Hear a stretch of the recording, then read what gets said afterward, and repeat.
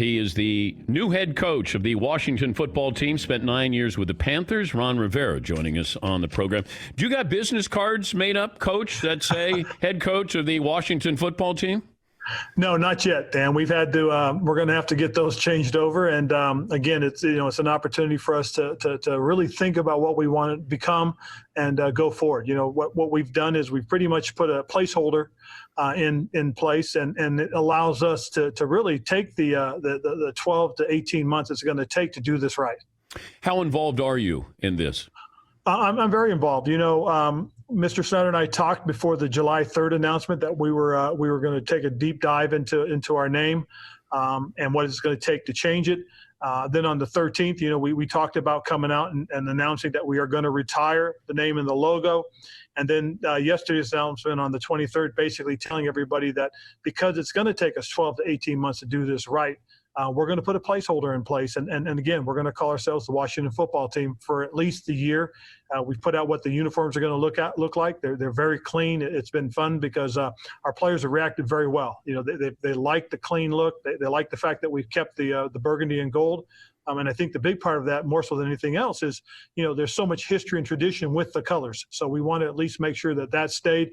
And our Alabama players seem to like the fact that you're going to have their numbers on the side of their helmets. You said that this might be 2 years. Well, it's going to take time. Obviously, we don't expect it to take 2 years, but it's a process, and we're going through the process. We've gone through the first few steps. We have a firm that's involved. And they're taking the dive with us. They've been very, very thoughtful. They wanted to make sure they're very inclusive in the activities that they're doing to try and determine, what's going to help us determine what's going to be the best name for us going forward. This is a name we want to stand, as Mr. Snyder said, for at least 100 years. It's tough enough to win in the National Football League. You know that as a player. You know that as a coach. And then you walk into a situation like this. You got a second-year quarterback. You got drama here with everything. I mean, this is difficult. And then you become the de facto spokesperson, and you've only been there 6 months, Coach. This is tough. Yeah, it is. But also, if we do this right, this is something that can help galvanize us as well. It can galvanize not just the team, but the organization, and not just the organization, but the community. And again, if we do this right, if we present this in the right fashion, if we go out and do the things that we've told everybody we're going to do, we're working on changing the culture, creating a positive workplace environment for our employees, something that we can all be proud of and come to work and do things the right way, draw the community together as we go through this rebranding process. We need to do that. We need to do it the right way, and we've got to do it the right way because, again, there's a lot at stake in terms of not just the football, but the organization and the community as well. He's Ron Rivera. He spent 9 years with the Panthers. Did you bring any Panthers gear with you to Washington? I did. I've got some. I've got some memorabilia. I've got some great photos. Some of the great players that I had an opportunity to coach and be around. But no team gear. No team gear. No team gear. We had a yard sale when we left. No, we did. We raised $30,000. It was Tammy Reed's idea. She called Stephanie and said, when we left Philly, we had a yard sale. We made a lot of money and gave to charity. Well, Stephanie came up with the idea. We worked with the Humane Society of Charlotte, and we did this 3.5 hours. We raised $30,000 and went directly to the Humane Society of Charlotte. So even though I let go of a lot of personal stuff, it was cleansing as well. It really was. How about the Redskins? Have a yard sale? We've talked about that. Believe it or not, we because a lot of that stuff is iconic, and there's a lot of people that really believe in the name, just because of the history of it, and and it was an organization that was revered. We believed, and I did because I was one of those guys. I grew up with the Redskins, and believe me, that was an iconic name, and the logo was iconic. It's an actual Indian chief. And so, I treated it with reverence, with respect. And there are a lot of people in this community that still view it that way. But, knowing how it affects some people in the community, it's one of the things that we realize that we have to go forward, and we're going to go from here. When you saw that Cam Newton signed with the Patriots, your reaction was what? I was excited. I really was because, I thought all along that there were a couple teams that would have been really good for him. And I always felt the Patriots was one of them. When Tom Brady went to Tampa Bay, I thought, that might not be a bad spot for him because of the style of offense, because of the things that they asked the quarterback to do. But what am I missing, though, with that coach? Because we kept saying he's not a backup quarterback. I mean, Cam Newton is, he's a starter. He's not going to be a backup quarterback. And then he had these workout videos. So I don't know if teams weren't able to kick the tires because they couldn't physically, meet him. But by all accounts, he looks great. Yes. So what am I missing here that other teams didn't want to bring him in? Well, I think the not being able to really look at him, bring him in, and work him out, I think that had a lot to do with it. I mean, think about it. For the last 2 seasons, he's struggled with the injuries. He really has, and not having him at 100%, not being able to play his best, I think reflected that way. And a lot of folks didn't think, well, maybe he's lost it. But the one thing I've always said is don't bet against Cam, especially when he has something to prove. I thought in 2015, coming off the 2014 season, even though we got in the playoffs in 2014, he didn't play his best. 2015, he played unbelievable. In 2016, he had an off year. He was hurt. Came back in 2017 and had just a great year that got us into the playoffs. And then in 18 and 19, he was hurt. And so I think he has something to prove. I think he's going to prove something. I like the fact that Coach Belichick and what they want to do offensively, I think that's going to suit him. And plus, I think Josh McDaniels is creative enough to use Cam's skill set to the best of his ability. So I'll watch them. I'll be excited about watching them. I was always wondering about the rules with quarterbacks, and I don't think they applied to Cam the way they did other quarterbacks. And I don't know if his size, his athleticism worked against him because I was there at that Denver game. Mm-hmm. They beat him up. I mean, yes. I thought that there should have been guys who should have been fined or ejected. Yep. They were targeting him. Yes, and that's how I felt. I mean, again, that's just my opinion. But, the rules, to me, I always thought he kind of got the Shaq treatment. When Shaq used to get hacked underneath and he didn't get, the fouls weren't called, but somebody else get hit that way and then the flags would come, or the penalties would be called.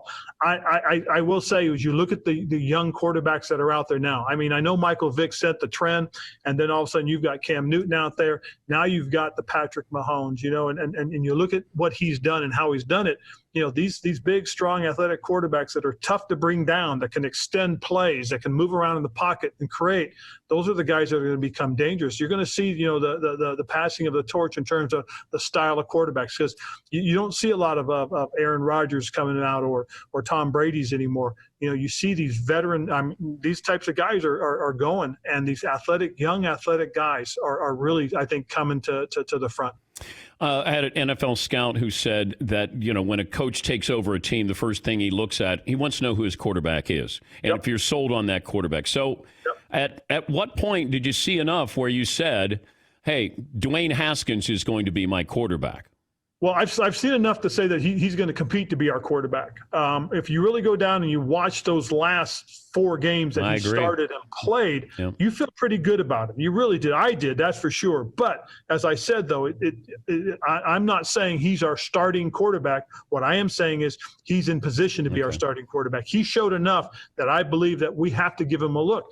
And I'm going to be very honest. That's why I didn't jump out and try to get Cam signed right away, because I have to watch Dwayne and see where he is. I can't stunt his growth.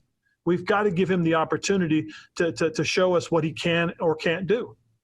I agree with you on that. The last 4 games, I saw something there, but I didn't see that earlier. Like I think Jay Gruden kept saying he's not ready. We don't want to put him out there, and then he got out there and he didn't look good at all. But the last month of the season, then I go, there's a chance for him to succeed. Well, when I got to Carolina, and the first thing that Marty Herney and I talked about was we have to establish who our quarterback's going to be. Is he on the roster? Is he in free agency, or will he be through the draft? And we saw Cam, and we saw everything that Cam did, and we said this is going to be our guy. So we had a plan going in to have Cam as our guy. I named him the starter early on in camp. We worked it that way with him. He took the bulk of the reps. And then once we got started, he took every rep. When you have a Derek Anderson as your backup quarterback who doesn't need reps, Cam got every rep. I mean, we had this little saying that guys have to get 5,000 reps before things become natural. And really what happened was by the end of Cam's second year, when we started to ascend, that's when you really felt, okay, this guy's going to be who we hope he's going to be. And then by our third season, we have our playoff run, and it really showed. You were drafted by the Bears, 1984. Of course, played with that great Bears team that won the Super Bowl. What's your favorite story that you tell from that Chicago Bears experience? Can you tell? Well, there's a lot of great stories, but more so than anything else, I talk about the memories. I talk about the guys that I got to be around. Hang out with Dan Hampton and play golf with him, and be around Steve McMichael and learn from Mike Singletary and watch how great a teammate that Jimmy McMahon was. Got to know some of those great offensive linemen that we had, and watch guys like Jimbo Cover get into the Hall of Fame last year. I mean, there's so many great things that I was fortunate to be part of. One of my favorite things that I always tell a story about is after Coach Dick came back from his heart attack and the players found out he was coming into the facility, Dan Hampton and Steve McMichael ran upstairs, went into his office, opened up his good wine, and started smoking his cigars in his office. And Coach Dick walked in and saw the two of them sitting there, and he had a few choice words for them. I mean, they were his favorites. They were a couple of his favorites, and he kind of let them get away with it. But it was pretty funny. And then he told us, the rest of the guys, said, "Don't any of you guys get any ideas, all right?" That sounds like something McMahon would do. Yeah. It probably is, but I don't think Jim's a wine guy. No, he's not. He's certainly a beer guy.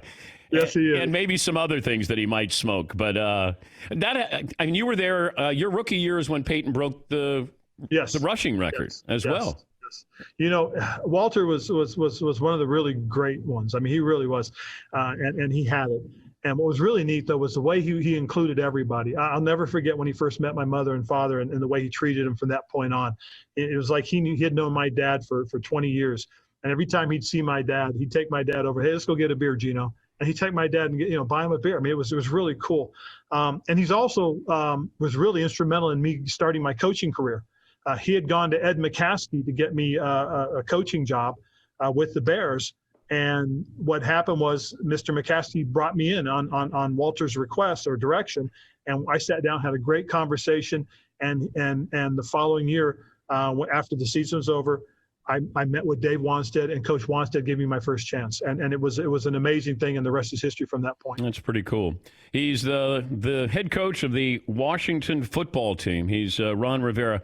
I applaud you. I said this a week ago that you're the spokesperson. I don't think it's fair that you're the spokesperson, but you're the stand-up guy there, and you're taking it all upon yourself. Not many coaches are able to do this and probably willing to do it. So I wish you well, Ron. It's tough enough to win in the NFL, but you got some other hurdles to overcome, and we appreciate you joining us. No, thanks, Dan. I appreciate being on.